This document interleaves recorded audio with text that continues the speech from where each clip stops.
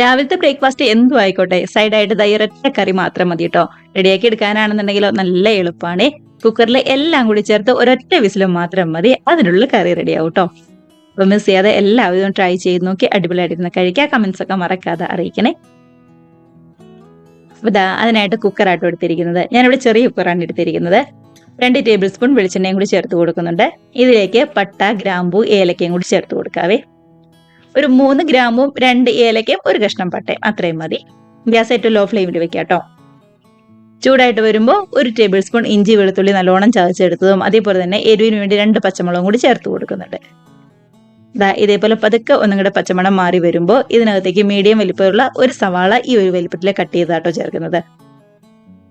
കൂടെ തന്നെ 2 ഉരുളക്കിഴങ്ങ് കട്ട് ചെയ്തും അതേപോലെ തന്നെ ക്യാരറ്റും കൂടി ചേർത്ത് കൊടുക്കുന്നുണ്ട്. രണ്ടും ദാ ഈ ഒരു വലിപ്പത്തിലാട്ടോ കട്ട് ചെയ്തിരിക്കുന്നത്. തീരെ അങ്ങോട്ട് പൊടിയാക്കണ്ട, എന്നാൽ ഒരുപാട് അങ്ങോട്ട് വലുതുമാക്കണ്ട, ഈ ഒരു വലിപ്പത്തിൽ മാത്രം മതി. ഇതിന്റെ കൂടെ തന്നെ കയ്യിലുണ്ടെന്നുണ്ടെങ്കിൽ നമ്മുടെ ബീൻസും അതേപോലെ തന്നെ ഫ്രോസൺ ഗ്രീൻ പീസും ഒക്കെ ചേർത്ത് കൊടുക്കാവുന്നതേ ഉള്ളൂ. ആവശ്യത്തിന് ഉപ്പും 1/4 ടീസ്പൂൺ മഞ്ഞൾപ്പൊടിയും കൂടി ചേർത്ത് എല്ലാം കൂടി ഇതാ ഇതുപോലെ നന്നായിട്ട് ഒന്നുകൂടി യോജിപ്പിച്ചെടുക്കുന്നുണ്ട്.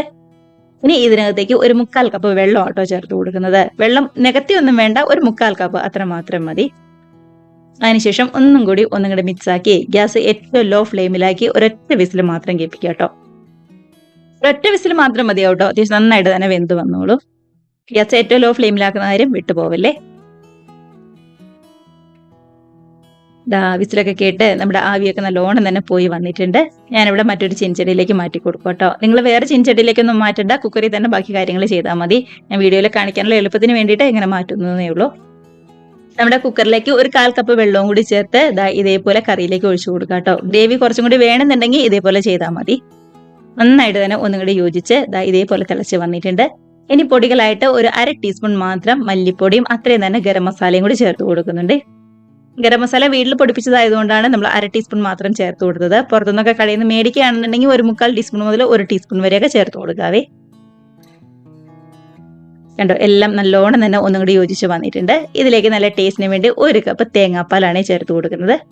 വേറെ 1-ാം പാല് 2-ാം പാല് അങ്ങനെയൊന്നും നമ്മൾ എടുക്കുന്നില്ല, ഒരൊറ്റ പാല് മാത്രമായിട്ടാട്ടോ എടുക്കുന്നത്. ഇനി ഇതെല്ലാം കൂടി നന്നായിട്ട് ഒന്നും കൂടി മിക്സായി ശരിക്കും ഒന്നും കൂടി യോജിച്ച് ചൂടായി വന്നാൽ മാത്രം മതി. നമ്മൾ തേങ്ങാപ്പാൽ ചേർത്ത് കൊടുത്തു കഴിഞ്ഞാൽ ഒരുപാട് അങ്ങോട്ട് തിളപ്പിക്കരുത്. അങ്ങനെയാണെന്നുണ്ടെങ്കിൽ ആകെ അങ്ങോട്ട് പിരിഞ്ഞ പോലെ ഇരിക്കും. നന്നായിട്ട് ചൂടായിട്ട് വന്നിട്ടുണ്ട്. ഒരു ചെറിയൊരു പൊടി മല്ലിയിലയും കൂടി ചേർത്ത് നമുക്ക് ഗ്യാസ് അങ്ങ് ഓഫ് ചെയ്യാവുന്നതേ ഉള്ളൂ. കണ്ടോ, ഇത്ര സിമ്പിളായിട്ട് റെഡിയാക്കി എടുക്കാൻ പറ്റാവുന്ന നല്ല അടിപൊളി ടേസ്റ്റുള്ള കറി തന്നെയാണ്. ഇനിയിപ്പോൾ തേങ്ങാപ്പാൽ എടുക്കാനുള്ള ബുദ്ധിമുട്ടാണെങ്കിൽ നമ്മുടെ കോക്കനട്ട് പൗഡർ ചൂടുവെള്ളത്തിൽ ഒന്നും കൂടി മിക്സ് ആക്കി അത് ചേർത്ത് കൊടുത്താലും മതി. ഇപ്പൊ ഗ്രേവിയൊക്കെ കുറച്ചും കൂടി വേണമെന്നുണ്ടെങ്കിൽ മാത്രമാണ് കുറച്ചും കൂടി വെള്ളവും അതേപോലെ തന്നെ തേങ്ങാപ്പാലും ഒക്കെ ചേർത്ത് കൊടുക്കുന്നത്. അല്ല നല്ല കട്ടിക്ക് ഇരിക്കണമെന്നുണ്ടെങ്കിൽ തേങ്ങാപ്പാലൊക്കെ പകുതി മാത്രം ചേർത്താൽ മതി.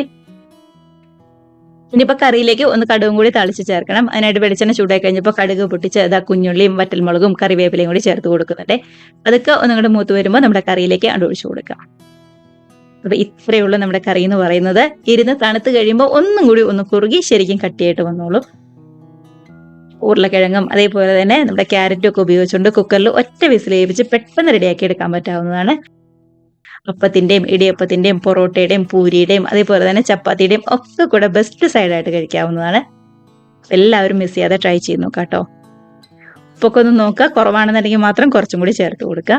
കണ്ടത് ഈ ഒരു കട്ടിയിലാണ് ഇപ്പൊ ഇരിക്കുന്നത്. ഇപ്പൊ അത്യാവശ്യം നല്ല ചൂടുണ്ട്. ഒന്നും കൂടി തണുത്ത് കഴിയുമ്പോൾ കുറച്ചും കൂടി ഒന്ന് കുറുകി നല്ലോണം കട്ടിയായിട്ട് വന്നോളൂ. ഏറ്റവും സിമ്പിൾ ആയിട്ടുള്ള നമ്മുടെ കറി ഇവിടെ റെഡി ആയിട്ടുണ്ട്. കണ്ടോ, അപ്പൊ മിസ് ചെയ്യാതെ ട്രൈ ചെയ്ത് നോക്കുക. കൂടെ തന്നെ വീഡിയോ റെസിപ്പിക്ക് ഇഷ്ടമായിട്ടുണ്ടെങ്കിൽ ഒന്ന് ലൈക്ക് അടിച്ച് ഷെയറും കൂടി ചെയ്യാനും, ആദ്യമായിട്ട് നമ്മുടെ ചാനൽ ആരെങ്കിലും കാണുന്നവരുണ്ടെങ്കിൽ നമ്മുടെ ചാനലും കൂടി ഒന്ന് സബ്സ്ക്രൈബ് കൂടി ചെയ്യാനായിട്ട് മറക്കല്ലേ. നമുക്ക് ഇതേപോലുള്ള പുതിയ അടിപൊളി വീഡിയോസും റെസിപ്പീസൊക്കെ ആയിട്ട് വീണ്ടും കാണാം. അതുവരെ എല്ലാവർക്കും ബൈ.